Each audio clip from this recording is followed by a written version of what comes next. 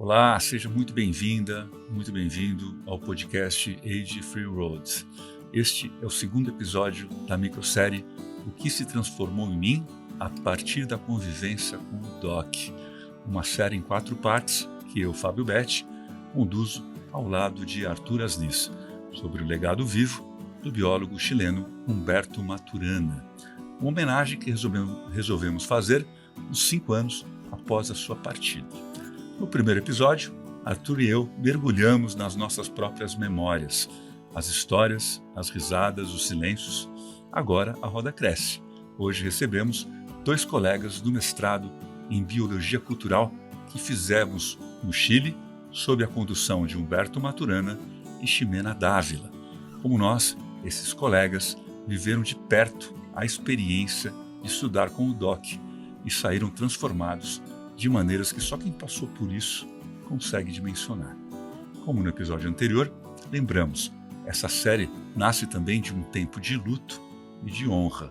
Maturana partiu em maio de 2021, em maio de 2026 partiram também Humberto Mariotti e Edgar Morin, 2 outros grandes pensadores da complexidade que marcaram profundamente o pensamento contemporâneo. 3 mortes, no mesmo mês de maio, no mesmo convite. Honrar o que eles começaram. Esse convite é o coração do Age Free Roads, um movimento que acredita que a sabedoria não tem prazo de validade e que o encontro entre gerações é uma das maiores forças transformadoras que existem. Maturana viveu isso, Mariotti viveu isso, Morin, aos 104 anos, ainda estava provando isso, trabalhando e ajudando a gente a refletir sobre o mundo, os mundos que a gente cria, o nosso viver e conviver. Muito bem, queria dar as boas-vindas para, primeiramente, Arthur Asnis. Obrigado. Marco Ornelas também, um querido, seja muito bem-vindo. Obrigado. E Cartas Rivas, seja bem-vinda também. Isso é muito interessante, porque esse podcast, né, no mínimo, né, além da conversa, né, ele permite encontrar 2 amigos queridos, além de você. Pretestaço. Né? Para a gente conversar, prosear, né? Coisa que aqui em São Paulo às vezes é muito difícil. Então queria provocar vocês aí e vocês contarem um pouco qual foi o primeiro contato com o Doc, ou Humberto, né? Enfim. Um de cada vez, pelo amor de Deus. Para você, Carita. Vamos lá. Bom, eu sempre li muito, inclusive por conta da minha formação, né? Sou formada em filosofia, e com essa densidade, né, de ler autores sempre muito complexos, muito profundos, muito pesados. Então, meu primeiro contato com Maturana foi através dos textos. Então, eu tinha sempre uma sensação de quem entendia sem entender muito e tributava muito isso à questão, ele é biólogo, ele não é filósofo, então talvez seja a questão da biologia que me trave um pouco a compreensão, né? E aí, quando eu tive a oportunidade de fazer o mestrado, foi meio que no susto, assim, não foi nada super planejado. Fiquei sabendo, olha, o Maturana vai abrir uma turma de mestrado lá no Chile. Eu falei, por que não, né? E assim, então meio que caí de paraquedas, inclusive no pensamento dele, que não era um autor que eu tinha profundidade.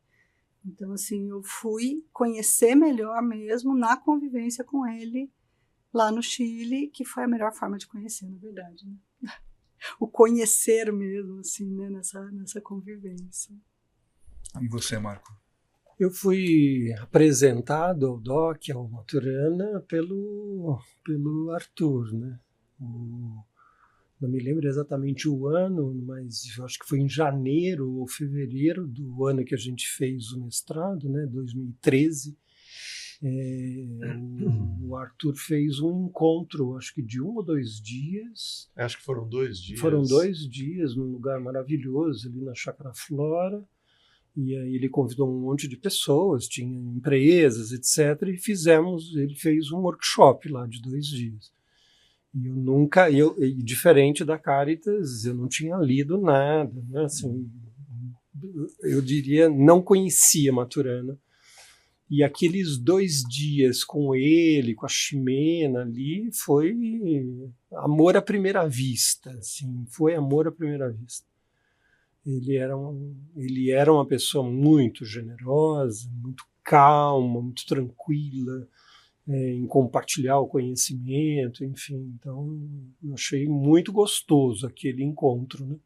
E eu estava pensando em mergulhar em algum assunto, né? Já fazia um tempo que eu não me dedicava a estudar. Eu falei, puxa, estou querendo procurar alguma coisa. E logo em seguida o Arthur falou, olha, o Maturana vai abrir uma turma de mestrado no Chile, vamos? Aí eu me lembro que eu falei, puxa, pode ser interessante. Eu tinha uma outra ementa de um outro curso, eu analisei as ementas, e aí eu falei, puxa, eu acho que tem tudo a ver. E falei, vamos nessa. E foi assim que eu cheguei, quer dizer, eu conheci ele primeiro aqui, mas cheguei lá no Chile. Inclusive, na primeira viagem, a gente fez juntos, se encontrou no aeroporto, sim. A gente não se conhecia. Foi bem interessante. Então também teve isso, né, da gente ir se encontrando ao longo dessa jornada. Né? E eu comentei que no primeiro episódio tem muitas histórias, né? Tem toda a parte, vou chamar, teórica do programa, seja no programa de certificação no Brasil, quanto no mestrado em Santiago, no Chile. Mas o Doc contava muitas histórias, né? Então tinham cenas que vêm à mente quando a gente pensa nele. Tem alguma memória de vocês, alguma história que ele conta, alguma coisa que ficou anedótica, eventualmente, alguma coisa que vocês lembrem que descreveria um pouco algo que ajudou vocês também a aterrar um pouco o conhecimento dele no dia a dia, alguma coisa que de memória mesmo do convívio com ele lá durante o mestrado, alguma história, alguma coisa que ele falava? Bom, eu sou professora há muitos anos. Então, uma das coisas que eu sempre olhei, então eu estava ali para aprender teoria e o pensamento dele, mas também para ver como ele fazia, né? Como ele ensinava, qual que era a dinâmica dele ali em sala, né?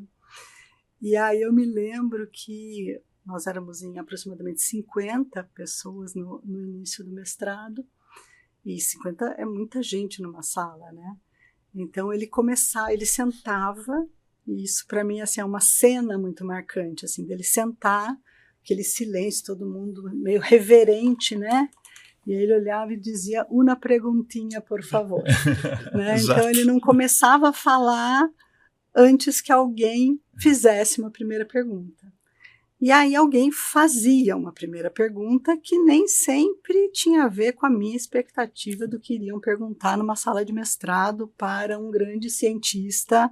E muitas vezes eu ficava ali falando, gente, mas tanta coisa interessante para perguntar, vão perguntar isso, né?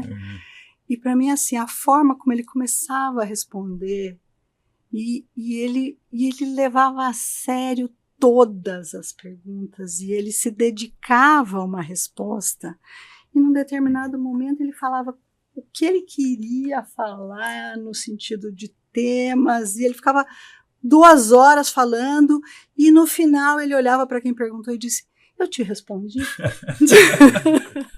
Então, para mim, isso era sensacional, assim, sabe? Eu falava, puxa, é isso, assim, né? Como ele se envolvia com as pessoas e com as questões que ela trazia. Né? E nesse sentido, eu me lembro, ele dizia que toda pergunta era válida. Sem dúvida, né? Toda pergunta era válida, né? Não tinha pergunta boba errada. ou errada. Exato. Né? Isso era dele. Né? Sim.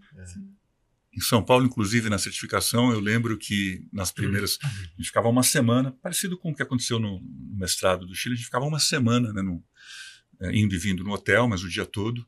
E no começo, Humberto e Ximena, que perguntas vocês têm? E às vezes a gente ficava, 30 minutos formulando perguntas, eles ficavam 1 hora registrando as perguntas, e ficava a semana toda respondendo. É fascinante, porque assim, realmente a gente vai trabalhar com aquilo que vai emergir entre nós. Que eu acho que isso é realmente estabelecer uma metodologia de aprendizagem que é coerente com aquilo que eles estavam querendo ensinar. Então, para mim, isso é muito marcante, porque a gente não está acostumado. A gente até acha que a pessoa, assim, meu julgamento, né? Eles não se prepararam, né? Assim, já não tem lá o que eles vão fazer, o plano de aula. Conteúdo, né? E Exato. o conteúdo emerge nessa Sim. relação, na convivência com quem está interessado em aprender. E realmente é uma dedicação que é muito esquisita para a gente. Né? Eu acho que isso que você traz é bem interessante e eu acho que eu me deparei com isso lá. Eu acho que isso que você fala, Caritas, de puxa, qual é a expectativa de um mestrado, né? Assim, eu particularmente já tinha vivido uma experiência bastante significativa, então eu acho que eu tinha menos expectativa, mas eu me recordo que muitos dos nossos colegas, inclusive não só nós brasileiros, mas outros, tinham essa expectativa, né? E isso eu acho que quebrou, não só com ele, com todos, né? Eu me recordo que uma das aulas para mim muito legal com o Peter Senge, por exemplo, tinha-se uma expectativa de que ele falasse da quinta disciplina, que ele falasse disso ou daquilo, e eu acho que alguns saíram frustrados, né, daquela sessão. Então, isso foi uma coisa que eu acho muito legal, que quebrou para mim, né? Agora, eu não tenho uma história, assim, um momento em específico, mas vários momentos, né? Me chamava muita atenção duas coisas. Eu acho que a primeira é o silêncio nosso, e que eu acho que era mais do que só um silêncio de respeito, era um silêncio de deixa eu saborear isso que está sendo dito. E ele era calmo, né? Ele falava devagar, ele provocava muita profundidade na fala dele. Então, isso era uma coisa que me chamava muita atenção. Uma sala com 50 pessoas, um silêncio assim... Uma atenção intensa. Uma atenção, né? exatamente. E a outra acontecia fora da sala. Muitas vezes nos corredores, às vezes num sofá ali na recepção, num café, enfim, que ele senta e ao redor vai se juntando as pessoas. Então isso me chamava a atenção, né? Assim, o poder de atração que ele tinha, atrair mesmo as pessoas para ficar ali, só nessa convivência. Na verdade, eu acho que era só nessa convivência. Pegando um pouco das duas falas, né? A Caritas falou, né? Começou com 50 pessoas, né? Acho que essa foi uma experiência praticamente... Eu fiz a certificação, o programa que o Fábio fez em Curitiba, né? Depois eu participei de uma certa forma da formação em São Paulo e eu fiz o mestrado, né? Entre outras coisas. Mas a turma começava grande e ela terminava com uma quantidade de pessoas menor, né? Tanto mestrado, quanto em Curitiba, quanto em São Paulo, né? Porque tinha essa expectativa, né? Essa expectativa de eu vou lá ver o biólogo, o cientista, o Humberto Maturana famoso, né? E aí eu vou aprender como é que isso acontece. E quando chegava lá, né? E sempre tinha um PowerPoint lá com algumas coisas que ajudavam a explicar um pouco aquilo que eles estavam dizendo, mas não tinha algo super estruturado, né, a partir da expectativa da gente. Sim. Né, ou de quem tinha essa expectativa. Né? Então, eu acho que essa coisa da expectativa foi, de uma certa forma, drenando as turmas, né? O que foi muito bom, porque não queria estar ali, acabou não estando mesmo. E está tudo bem, não tem nenhum problema com relação a isso. Eu acho que esse aprendizado, eu acho que isso eu aprendi lá. Eu tomei contato, né? Não aprendi. O aprendizado ele é menos programado, linear e cartesiano como o aluno espera, né? Quero que o professor entre, faça isso, depois isso, depois isso, depois isso. Né? Chega a algum lugar, né? Assim. Isso, e esse é o modelo que a gente tem, né? E eu acho que se conhece. A gente derruba isso, eu derrubei isso. Eu me recordo, uma das cenas mais marcantes para mim era a volta de Santiago. Né? Eu me recordo que eu sentava na poltrona do avião, né? Mais ou menos 4 horas de viagem para Guarulhos, e eu sentia naquele momento que eu era diferente do Marco que tinha ido uma semana antes, mas eu não sabia explicar o que diferente. Isso é a coisa mais marcante para mim nessa transformação. Então, quando você fala o que transformou, é isso. Eu sabia que eu era uma pessoa diferente, mas não sabia dizer exatamente o que estava diferente. Que é isso, sabe? Essa convivência, essa troca, e ela era completa, né? Não era só o conteúdo que eu estava ouvindo, ou aquele novo ensinamento ali, né? Era uma convivência completa, né? Então isso acho que foi muito incrível, né? Muito incrível. Eu costumo às vezes me colocar como o chato do Maturana, porque talvez seja o pensador que eu mais cite, seja em conversas, seja em textos, tantas transformações a convivência com ele provocaram em mim. Mas eu queria só pegar um gancho aqui sobre expectativas. Uma das frases que ecoa na minha memória, qual é, Arthur? Expectativas nunca se cumprem, ou não se cumprem, não é nunca. É interessante porque é uma frase que o Doc repetia muitas e muitas vezes, né? E vocês dois, Marco e Cartas, não vivenciaram uma situação que tem tintas dramáticas que aconteceu na certificação em São Paulo. Teve um momento ali que um grupo de alunos foi pressionar a Ximena justamente porque eles estavam repetindo slides, né? E estavam repetindo o conteúdo, né? Na lógica linear, tal. Isso daqui não estava correto e o curso não era para isso, etc. Tal. Ximena foi embora do curso nessa hora, ela se sentiu enojada, né? Assim, estava brava. E aí o Doc vai para o palco. Você estava, né? Nesse dia. O Arthur estava nesse dia. Ele vai lá para frente e fala: nós não prometemos nada para vocês, né? As pessoas que têm expectativa não estão no lugar certo.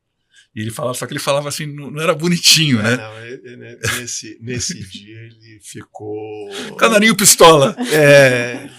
Pode falar aqui que ele ficou puto da vida? Pode. A gente faz pi, né? A gente faz pi se for o caso. Não, ele ficou puto da vida porque foi duro, assim, não foram conversas, foram pressionando pelo conteúdo que não estava sendo dado, né? E foi interessante porque ele falava que se vayan, os que têm expectativas que se vayan, né, que vão embora, tal. E para mim é um momento que transforma em mim, e eu vou fazer a pergunta clássica aqui do nosso episódio para a gente poder discorrer sobre ela, né?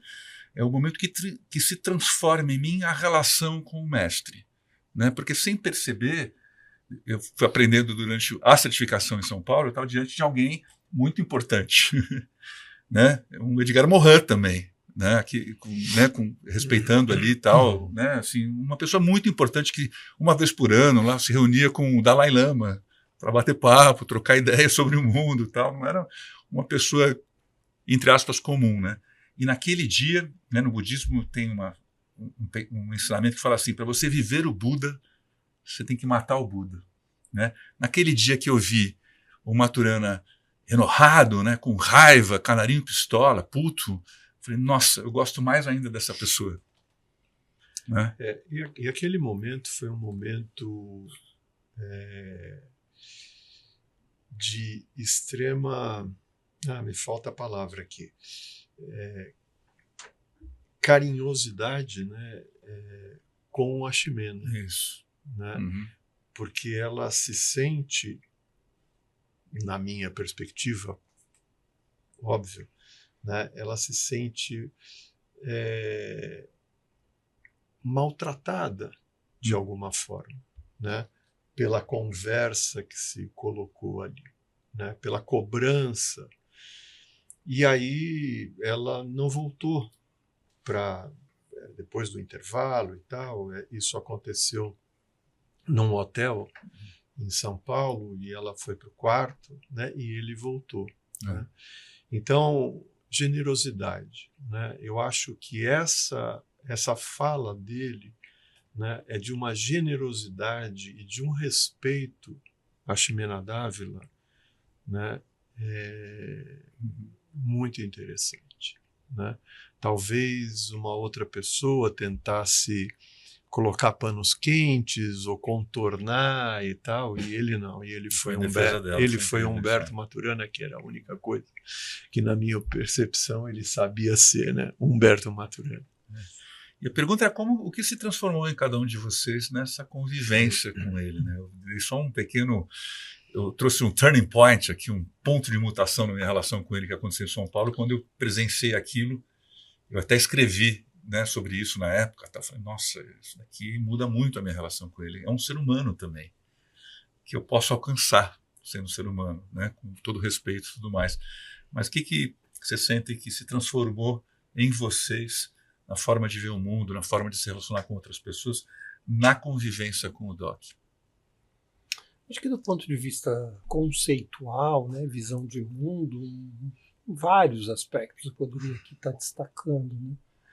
E como eu comentei, inclusive, a sensação que eu tinha quando eu sentava no avião, no retorno, eu ao mesmo tempo que posso dizer várias coisas, eu também, ao mesmo tempo, eu digo assim, me transformei, não tenha dúvida, não tenha dúvida.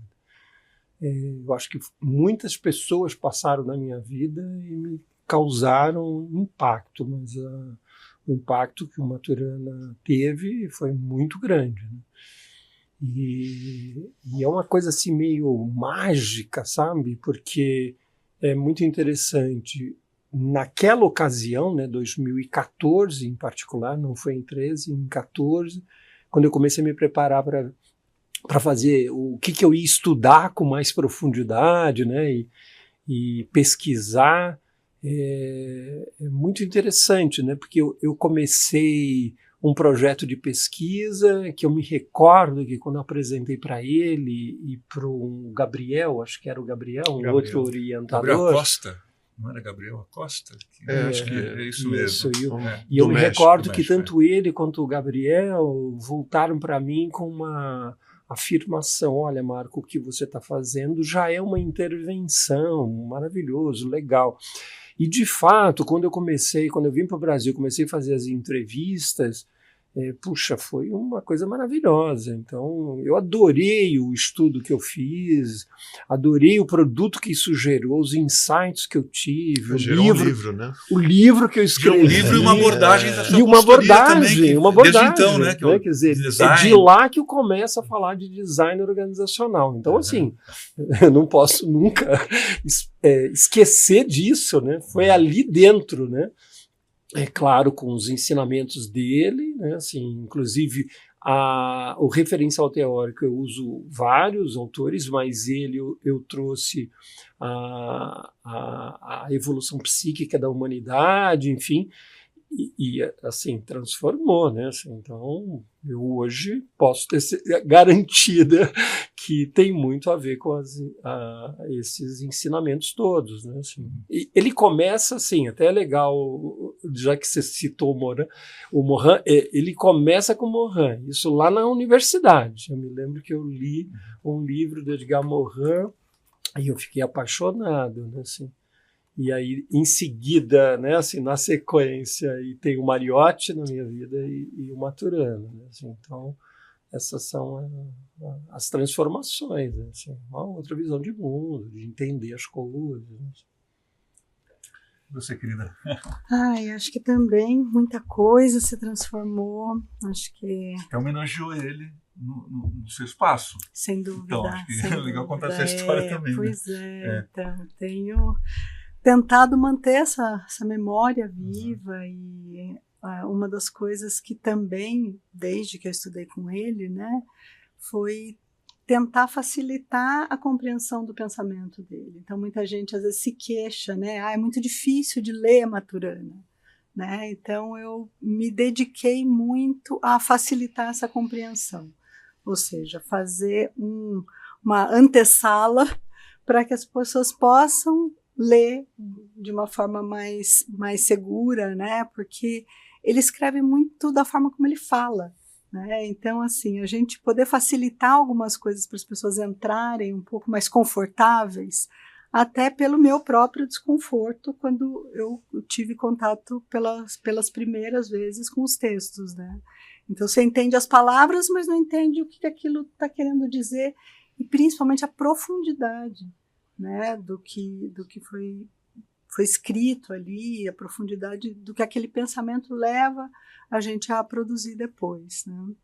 Então, construir um espaço que hoje está sediando o futuro Instituto Humberto Maturana, que está nascendo, e tenho assim, me dedicado muito a falar sobre o pensamento dele, mas também eu acho que assim, esse cuidado dele com o instante, o agora, o como nós estamos sendo transformados por aquilo que nos acontece, isso para mim é um grande impacto, né? Até porque desde a pandemia eu fui morar fora de São Paulo, né? Parte do tempo eu moro fora de São Paulo, e quando a gente tem contato com a natureza, com o espaço mais perto, né, próximo da natureza, a gente entende muito essa proposta dele da harmonia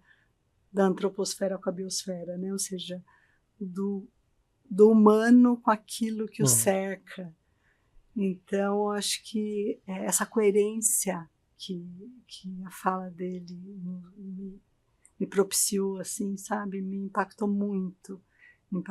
E hoje, obviamente, né, quando a gente pensa em quaisquer temas de sustentabilidade, é impossível a gente não olhar isso, né? O que é a sustentabilidade que não a harmonia da antroposfera com a biosfera?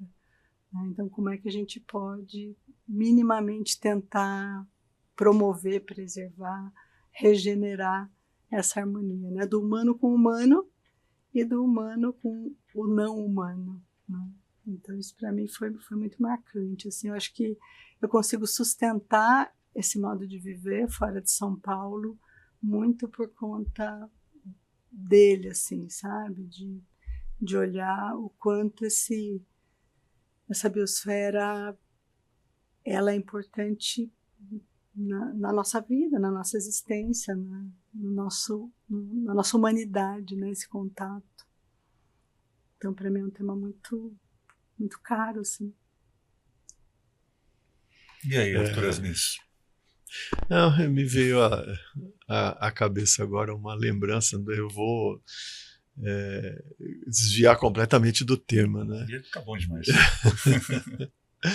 Eu tive a oportunidade de conviver com Humberto e com a Ximena um pouco mais próximo, né, principalmente nas vindas aqui deles ao Brasil. Né? E uma vez eu torço para o Santos, né? Quem me conhece sabe, né? Nesse momento aqui, infelizmente, né, queria torcer para alguém que tivesse melhor, né? Mas tudo bem. E eu tive a oportunidade de levá-lo, o Humberto e a Ximena, ao Pacaembu para assistir a primeira partida de uma final do Campeonato Paulista, acho que com São José. Eu vi essa foto. Eu tirei essa foto e fomos a Ximena, o Humberto, o Lucas, meu filho, a Denise e o Sebastião, filho da Ximena. Né? E foi muito interessante, né? Assim, essa coisa da ingenuidade, né? Dessa falta de malícia, né? E o São José jogava de azul, né? E eles fizeram um gol, o São José fez um gol, e ele na torcida do Santos, com o chapeuzinho do Santos e tal, porque estava sol, então até para protegê-lo, e ele a Ximena, eu disse, nossa, que bonito, os azules, né? Então, desculpe. Não, maravilhoso, não imagina essa cena. Então foi muito, muito engraçado. Eles acabaram indo embora no meio do tempo, né? Porque definitivamente estava muito sol, né? E foi muito interessante. Mas eu acho que essa coisa dele escrever, né, que as pessoas dizem, né, ele escreve de uma forma redundante. Circular, né? Circular. Não é redundante, desculpe, é circular. Né? Uhum. Mas faz toda a diferença. Né? Eu penso, né, minha opinião, que é de difícil compreensão porque a gente não está acostumado, né, a ler desta forma. Né? Principalmente, e a gente está falando de 2013, eu estou falando de 2008, ou de 2007, quando eu fui ler um primeiro texto, eu comecei por O que é ver. Né? Eu comecei fácil. Eu comecei, né? Eu comecei por aquilo que era mais, não sabia eu na minha ingenuidade, né? Comecei por aquilo que era mais difícil. E então assim, e tinha uma preocupação dele, Humberto, né? Em manter isso, né? O primeiro livro dele com a Ximena, que foi O Habitar Humano, 6 ensaios de ideologia cultural, né? Exatamente, né? Quem fez a tradução, né, foi o Edson, né? E eu me lembro muito, né, na época que o Edson estava fazendo a tradução, Edson, marido da Margarita, que fez biologia cultural em Curitiba comigo, né, a pressão do Humberto para que ele não simplificasse, né, para que ele escrevesse. Né? Então foi um livro que a edição brasileira acabou ficando, eu vou dizer, esquisita. Né? Para mim, tudo bem, eu já estava acostumado a ler dessa forma, né? Fazia todo sentido, mas eu sei que a Lia Dinsky passou maus bocados aí, porque foi a Palas Atena que publicou, né? Uma menção aí para a Lia, que é uma pessoa maravilhosa e que também teve muito contato com Humberto. Né? Então eu acompanhei um pouco essa questão, né, de como ele escreve, né? E que faz todo sentido para mim, né, e que de uma certa forma o diferencia. Né? E mais hoje em dia, que a gente lê pouco, né, e a gente quer textos curtos, vídeos curtos, né? E a sensação de que entendeu tudo em pouco tempo. Exatamente. Né? E eu acho que assim, a linguagem de Maturana é de outro tempo. Assim, né? A gente precisa de tempo mesmo. Agora, e aproveitando... desculpa, Mário. Aproveitando um pouco a reflexão sobre transformações, né? Então, é uma outra coisa que acho que é importante apontar, que é a questão da linguagem. Né? Então, como é que o cuidado com a linguagem, com as palavras, com os conceitos, né? Eram sempre muito... Era um tema, né? Então a linguagem, assim, e foi uma coisa que se transformou em mim sem dúvida nenhuma. Em mim também. Né? O cuidado com a linguagem, com a comunicação, com a forma como a gente interage, mesmo que, ele repetia também a exaustão, né? Eu não sou responsável pelo que você entende, eu sou responsável pelo que eu falo, mas mesmo sem se colocar como responsável pelo que o outro entendia, ele tinha essa generosidade, essa coerência no cuidado com a linguagem para se fazer entender, né? Para que a gente se mantivesse no curso do pensamento dele, né? Se escrever recursivo, ele vai construindo camadas de interpretação para que a gente possa mergulhar na profundidade que os textos dele têm, né? Que as pesquisas dele têm, que o pensamento dele tem. Não, eu só ia fazer um comentário nessa sua fala, Cáritas, que a sensação que eu tenho é que o texto é difícil, é complexo, mas ele também tem um outro modelo de entendimento. Então, às vezes, eu tenho a sensação de que eu preciso mudar o meu modelo mental para entendê-lo. Ah, sem dúvida. E é isso que, muitas vezes, talvez uma turma aqui, ou um grupo ali, ou um aluno lá, não consegue compreender. E demora, né, Marco? Não consegue compreender. Não vai ser rápido. Então é triste, né? É triste, porque se você não conseguir fazer essa virada, você não vai conseguir compreender a fala dele. Eu tenho um caos sobre isso. A gente lá na sala de mestrado, 50 alunos, e tinha a questão da língua, né? Então éramos 10 brasileiros e o mestrado, né, em espanhol. Então, tinha essa questão da língua. Ele não compreendia tão bem português, né? Então, os falantes de espanhol compreendem menos o português do que a gente entende o espanhol, né? E aí, eu lembro que ele estava explicando uma coisa e eu estava, assim, simplesmente entendendo nada. E eu estava ali, assim, falei, nossa... E era aquele trânsito do microfone, né? Vai perguntar, leva o microfone, aí devolve o microfone. Então, eu falei, eu queria fazer uma pergunta que, primeiro, eu não precisasse de tradução, né, para ele entender, porque aí já não era mais a minha pergunta, e eu queria que fosse a minha pergunta e não a tradução da minha pergunta. Então, eu fiquei elaborando como é que eu posso perguntar da forma mais prática, mas que eu também tem aquela resposta que eu estou esperando, né? Do tipo. E aí eu fiquei elaborando. Um tempo depois, levanto a mão, chega o microfone, e aí eu olhei para ele e disse: professor, por que eu preciso saber disso? Do que ele estava explicando. E assim, teve um pouco de uma revolta ali, assim, sabe? Tipo. Como assim você faz uma pergunta dessa? Você está aqui na frente de um grande mestre e faz uma pergunta de por que você precisa saber disso, né? E aí ele gentilmente voltou o microfone para ele. Ele falou assim, você precisa saber disso? E aí me deu uma explicação que eu falei, agora ele me situou naquilo que ele estava falando. Não tinha problema. Não tinha, exatamente. Nenhuma pergunta.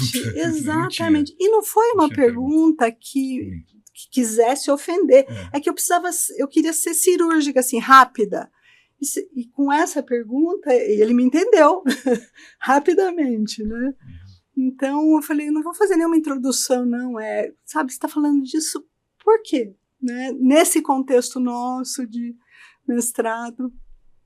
Então, assim... eu acho que essa escuta não era só generosidade no sentido da dedicação da explicação, que ele tinha muita, mas a generosidade na escuta. Né? Ele não escutava como uma ofensa a ele, sabe? Assim, não era assim, olha, essa pessoa está com uma dificuldade aí, então vamos entender o que está acontecendo para que ela se manifeste dessa forma. Acho que tem uma outra riqueza que você traz, que a gente não pode perder a dimensão, que foi essa convivência, né? Sim. para mim ela foi muito rica, né? Então, no meio daquelas 50 pessoas ali, a gente tinha colombianos, a gente tinha mexicanos, a gente tinha argentino, tinha chileno, tinha venezuelano, tinha brasileiro. Era uma convivência estressante em alguns momentos e muito rica por outro, né? Assim, eu acho que foi muito gostoso isso, né? E a gente coleciona histórias, né? Isso, e principalmente perceber também aí, esse é um outro assunto, um outro podcast, um pouco de nós brasileiros, né, com a língua portuguesa dentro desse universo, né? De não conseguir escutar latino. Muito, o espanhol era sotaques, né? Essencial. Eu acho que tem, para além da língua, né, da barreira da língua, né, do idioma, tem uma cultura, né, chilena muito distinta. Então, né, a sua pergunta talvez seja uma afronta na cultura do Brasil, né? Mas talvez seja, né, o chileno ele é um pouco mais direto do que nós somos. A gente dá, né? Damos mais voltas. Essa é a minha percepção. Sim, né? A gente dá mais voltas para não, né, não melindrar, com medo de magoar. Sim, eu lembro que a Pamela, não sei se você lembra da Pamela. A Pamela é uma chilena que naquele momento acho que ela estava morando na Colômbia ou no México, não me recordo. Mas ela já tinha isso, acho que ela estava na Venezuela, mas ela já tinha morado no Brasil e um dia a gente sentou para conversar, um café, e ela falava disso, como é que ela percebia nós brasileiros e ela chilena e o chileno, enfim. Muito interessante, que é um pouco isso, a gente dá mais voltas, né? Então também teve essa riqueza de aprender essa diversidade cultural, posicionamento, como é que eu faço a frase, como é que eu faço a pergunta. Acho que foi bem legal. A gente foi fazer um trabalho em grupo, né? Logo acho que no primeiro, segundo encontro, uma conversa, né? Então ele propôs, a gente separa em grupos, a gente vai conversar e cada um fala X tempo e aí eu fiquei num grupo só de falantes em espanhol, né? De várias nacionalidades ali. Então um falou, o outro falou, e aí chegou na minha vez, eu falei. E aí, no final, né, a gente foi fazer uma síntese e aí eles viraram para mim e disseram que não tinham entendido absolutamente nada do que eu tinha dito. Eu falei, poxa vida, eu fiquei aqui 10 minutos tentando me expressar, assim, sabe? Eles falaram, não entendemos nada. Para mim, esse tema de entendimento, eu gosto de falar sobre ele porque, minha primeira formação é em jornalismo. Então, eu aprendi que tinha uma linguagem simples, correta, para você se expressar bem. Né? Assim, bem, seja objetivo. Seja objetivo e tal. E de repente eu pego um livro, o primeiro livro que eu fui ler de Maturana não foi O Que é Ver, mas foi justamente O Habitar Humano, e eu brincava de abrir o livro em qualquer página, colocar o dedo, ler e começar a rir, porque eu não entendia nada do livro. Porque, veja bem, nós estamos nessa mesa e os nossos queridos colegas aqui da técnica aqui do estúdio do BMG, ficamos a vida toda aprendendo que tem a verdade, que tem o certo, que tem algo que é óbvio, objetivo, etc. Tal, e aí, de repente, alguém, assim, resumindo de uma forma bem reducionista, fala que tudo é relativo. É de pirar o cabeção, para usar uma expressão em bom português, né? Então, eu acho que, por exemplo, a minha relação sobretudo nos 3 anos aqui de certificação no Brasil, foi menos a linguagem que defendia isso, né? A linguagem era coerente com essa lógica da recursividade, né? Que estamos fazendo o nosso mundo enquanto a gente está vivendo. O mundo está sendo feito, reconstruído, reeditado o tempo todo. E cada um está fazendo isso, o que torna tudo um pouco mais relativo do que eu imaginava. Cadê a realidade objetiva e tal? Então, eu acho que é natural que muita gente desista, porque é muito esforço. É você ter que enfrentar uma vida toda de aprendizado numa direção e de repente alguém fala que é um outro caminho. E acho que para mim tem menos a ver com a linguagem ou linguagear, né? Porque acho que uma das lógicas aqui, quem não tem contato com as ideias dele, é sair dos substantivos, né, que as coisas não são em si, porque tudo que é dito, né, Arthur Asnis, é dito por um observador. Por um observador, então tem isso.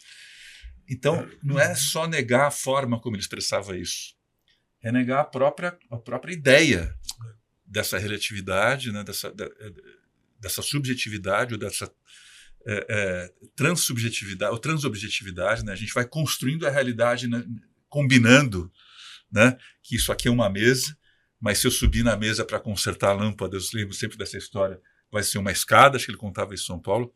Se eu subir nessa mesa e proferir o discurso, vai ser um púlpito. Então nem a mesa, é uma coisa tão objetiva, ela é em si. Ela depende, né, de uma relação de um fazer. Então, a sensação que eu tenho, e acho que esse é um grande desafio para qualquer pessoa que vai estudar complexidade, vai estudar a Maturana, de aceitação de um modelo epistemológico, né, um modelo de conhecimento, de aprendizagem, que não é baseado em tudo aquilo que a gente até hoje aprendeu. Que existe uma realidade objetiva, né, que existe algo em si que independe do observador. Uma outra história que eu lembro também que o Doc contava é que o cientista, também tirando um sarro dos cientistas, né, clássicos, eles acham que eles podem mergulhar numa caixa cética, né, num esgoto, e achar que eles vão sair ilesos e achar que a caixa vai sair ilesa dessa relação. A gente vai sempre afetar. Né? Então, acho que são as coisas que me atravessam quando eu vejo esse conviver. E eu falei um pouco mais aqui porque eu achei que era importante trazer não esse fechamento, porque isso aqui não é um fechamento, né? Mas não é que o Maturana fala difícil. Ele fala sobre algo que é difícil a gente aceitar. Acho que tem uma outra coisa, para mim, muito poderosa, que tem a ver, inclusive, com o próprio título, né, do nosso mestrado, né, que a gente fez um mestrado em Biologia Cultural. Né?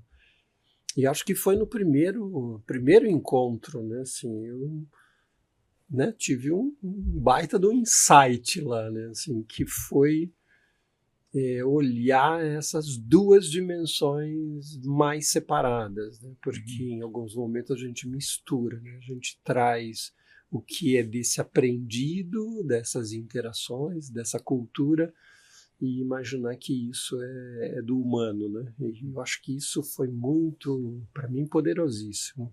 O que é do humano e o que é da cultura, né, das interações. Fora de uma cultura, apartada de uma cultura, né? Toda a biologia está imersa em uma cultura, né? E eu acho que tem um perigo aí quando a gente pensa no que ele trazia nessa época das pós-verdades, né?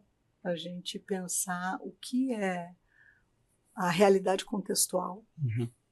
E o que é a tal da pós-verdade, né? Então, acho que é um cuidado que a gente precisa tomar também, porque senão é fácil a gente falar, não, tudo é relativo, eu entendo isso, e isso então é a verdade. Eu acho isso, e isso então é a verdade. Não é exatamente isso que o Maturana dizia, né? Então, só para a gente deixar assim, um ponto de atenção aqui de cuidado com a teoria dele.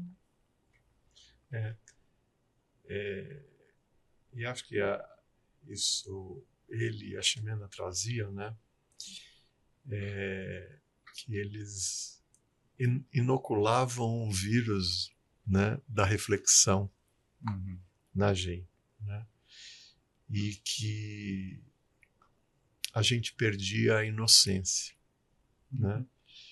Então, juntando tudo isso, juntando com a questão da linguagem, juntando com a recursividade, né, algumas coisas ficaram muito difíceis para mim, né? Eu sou casado, em setembro faz 39 anos que eu e a Denise nos casamos, né? E aí alguém pergunta, mas quando eu falo, sou casado há 39 anos. Com a mesma mulher? Com a mesma mulher? Eu falo, não. A cada momento é uma mulher diferente. Então, eu já não consigo dizer, né, que eu sou casado há 39 anos com a mesma mulher. Né? Então, assim, por quê? Porque eu me dei conta que a gente se transforma na convivência.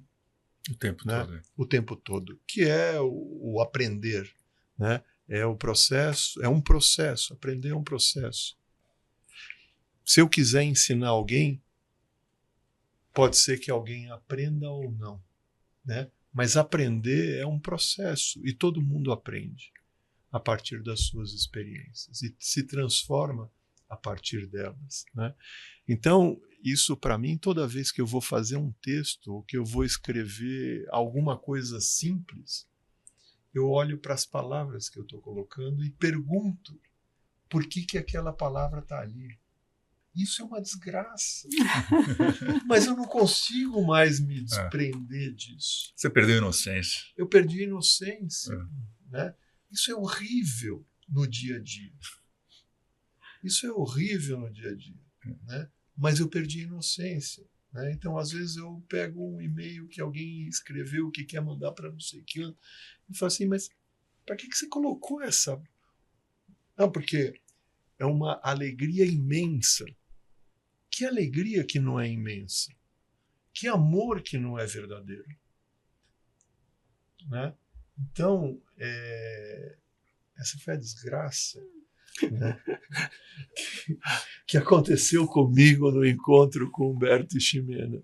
O que se chama de inocência, para mim, talvez seja uma outra. Estou tentando aqui olhar da minha ótica, seja um pouco de consciência. Né? Acho que a gente tomou consciência das coisas. Então, tudo que é dito por um observador. Isso, né? Não dá para eu negar aquilo. Né? Agora que eu sei que essa inocência que você está falando. Que quando um fala sobre a verdade, ele está falando sobre a sua verdade. Sim. E eu preciso ter curiosidade para saber por que essa verdade é verdade para essa pessoa. Né? Eu acho que a questão é quando alguém diz sobre a sua verdade como se fosse a verdade para todos. Acho que aí vem todo o tema do totalitarismo e tal. Agora, eu preciso puxar aqui o fio do fechamento, né? Esse é meu papel, entre outros. E só para falar desse tema do amar, né? Que não é o amor, né? Então o Doc falava do amar, não do amor, porque é uma dinâmica, não é alguma coisa fechada, né? Ou seja, é uma dinâmica onde um e o outro fazem parte dessa dinâmica, emergem como legítimos, né? Outros mesmo pensando diferente e tudo mais.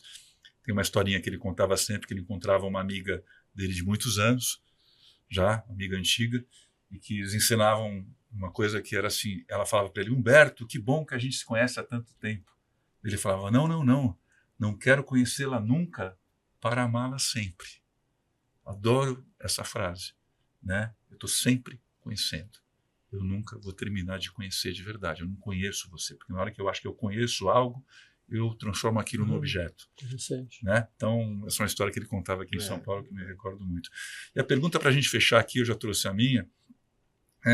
As pessoas que estão assistindo esse episódio, pessoas que nunca tinham ouvido falar talvez de Maturana, colegas que também tiveram essa relação com ele, para fechar aqui que talvez vocês gostariam que as pessoas que nos ouvissem, que ouvissem essa conversa, ouvissem e vissem. Obrigado por lembrar, YouTube, Spotify, né, ouvissem e assistissem essa conversa, levassem como algo que para elas refletirem, né, para elas também poderem perder um pouquinho a sua inocência ou ampliar a sua consciência e poder viver o mundo de uma forma menos rígida, né? E mais nesse fluir no famoso presente contínuo, cambiante, como tantas vezes ele falava. Acho que a minha sugestão, a minha dica é quem nunca ouviu, mergulhar um pouquinho. Não muito, mas mergulhar um pouquinho. Talvez lendo alguns textos da Caritas, que está traduzindo ou que está facilitando, né, o acesso.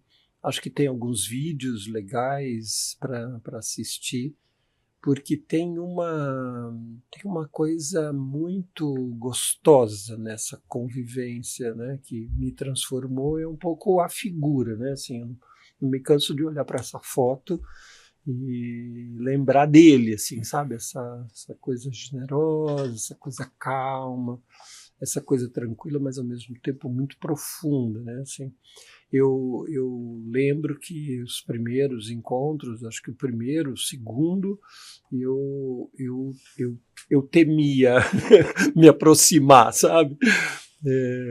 Eu acho que eu demorei um tempo para chegar próximo e me permitir olhar nos olhos e receber o olhar dele, né? Tamanha essa generosidade, essa profundidade, essa coerência, né? Que era uma figura muito coerente e que te trazia esse estado de consciência grande e provocador, né? Mas não tenho dúvida da importância como um pensador para o século que a gente viveu e coisas que a gente precisa aprender e se transformar, né? Acho que essa é a minha dica aí, de ir mergulhando um pouquinho nesses textos, nesses materiais, né? Caritas? Eu sempre vi o Maturana uma pessoa, um pensador muito conectado com as questões da vida mesmo, assim, sabe? Então, com as questões sociais, então ele não era alienado com relação a isso, né? E para mim tem uma pergunta que sempre me acompanhou e me acompanha, que é o que o nosso modo de viver tem conservado, tem ajudado, contribuído para que seja conservado, tanto na nossa vida quanto no mundo. Então, muitas vezes a gente se queixa de coisas que estão acontecendo e a gente se esquece que o nosso modo de viver é que tem conservado essas coisas das quais a gente se queixa, né? Então, acho que eu deixo aqui é esse olhar, porque não tem como a gente não fazer esse olhar a partir da gente, né? Porque senão a gente vai estar sempre falando do outro, das empresas, do governo, né? Não que também cada um não tenha uma parte de responsabilidade, mas eu acho que começar esse pensamento a partir de nós, né, nos ajuda também. Se você me permite, tem um trecho de um texto dele que ele diz que é importante que a gente reflita sobre o que fazemos, como fazemos e que resultado estamos causando. Exato. Demais isso. Lembrando que uma das leis sistêmicas, a gente não falou aqui para não ser muito teórico, né? Quando determinados elementos de um sistema passam a se conservar, tudo se transforma ao redor desses elementos que se conservam. Ou seja, a gente precisa realmente refletir sobre o que a gente está conservando, ao invés de ficar olhando para o resultado e reclamando que esse resultado está sendo gerado, porque no fundo tem algo que a gente está conservando. Sim. Arthur, querido. Eu acho que a dica talvez sejam alguns vídeos de palestras com ele, né? Sejam mais, vou colocar desta forma, mais fáceis, né? Para um primeiro contato. E a gente aqui, óbvio, tem um carinho por ele e tem pontos de transformação nas nossas vidas, cada um, né? Então a gente fala com muito gosto. Paixão, né? Paixão. Então, para você que está nos assistindo, nos vendo, que não teve contato e quer ter algum contato, não crie expectativas. Tenha a sua própria experiência. Viva a experiência. Muito bem. Agradeço a você que nos acompanhou em mais esse episódio do Age Free Roads. Agradeço especialmente a Marco Ornelas. Muito obrigado, Marcão. Valeu. Caritas Ribas, muito obrigado. Obrigada, querido. E ao meu parceiro aqui de co-host, de co-anfitrião, Arthur Asnis, obrigado também. E muito obrigado, Fábio Betti. Não perca, no próximo episódio a gente conversa com mais 2 pessoas, né, indo para o 3º episódio, né, do nosso especial, o que se transformou em mim pela convivência, né, através da convivência com o Doc. Não perca, até logo mais. Tchau.